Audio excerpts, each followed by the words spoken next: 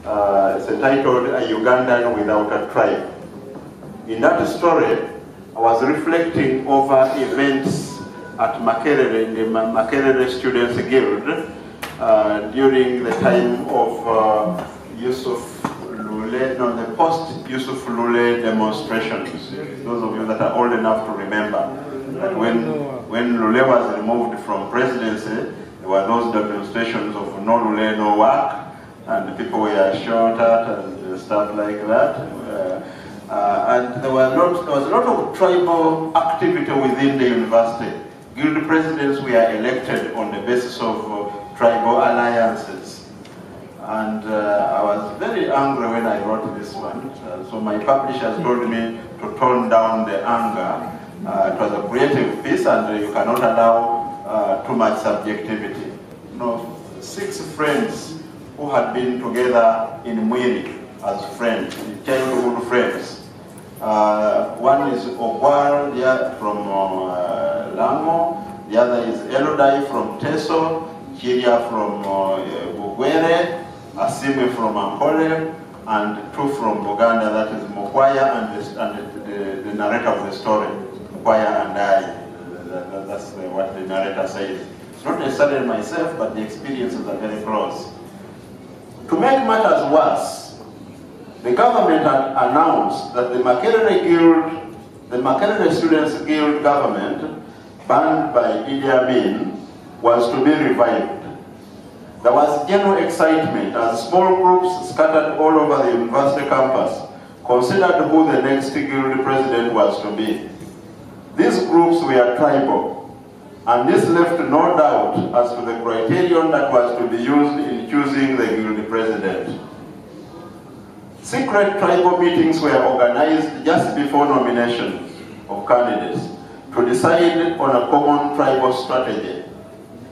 Lukwago, a Bachelor of Commerce Muganda student, was known and respected for his commitment to the interests and dignity of his tribe. And he was selected as the chief facilitator for these meetings among the Baganda. He moved around the university campus, speaking to small groups of Baganda students about the best political strategy under the circumstances. I bumped into him one evening when I went to visit a friend in Northcote Hall.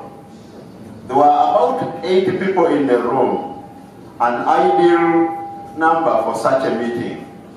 All were Baganda, and Lukwago was in the process of impressing it upon them that we clearly could not produce a successful Muganda candidate for the guild chair, with all the odds against us.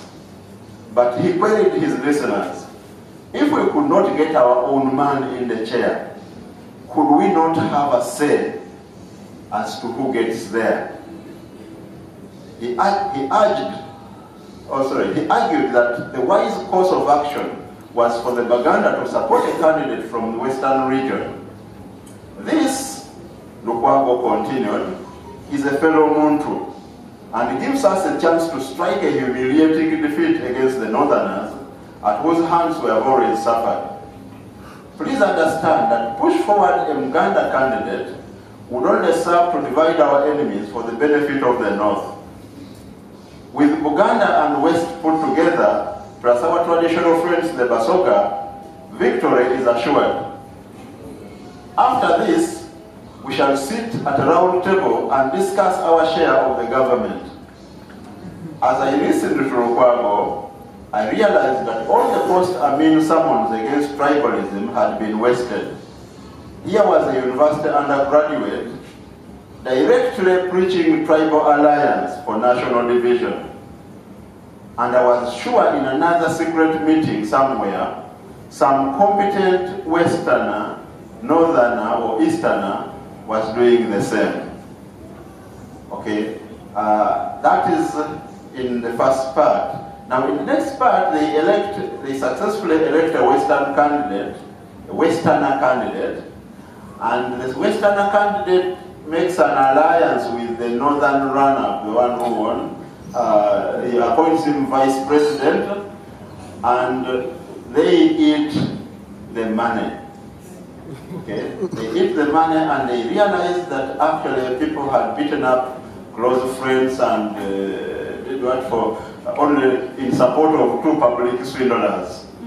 Okay. The university community was rudely awakened to the fact that to this fact, that is the fact that the victory did not belong to the tribal blocks. When the Uganda government donated 1,500 radio cassettes to the student community, they were received by the Kibuli government and they disappeared without a trace. Not even the cabinet members ever got to know the fate of these radios.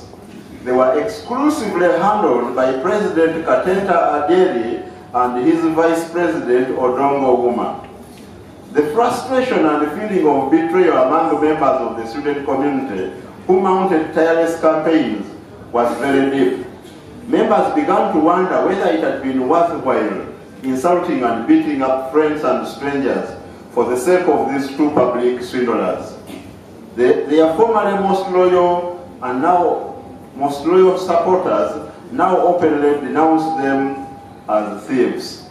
Time was ripe enough for a vote of no confidence.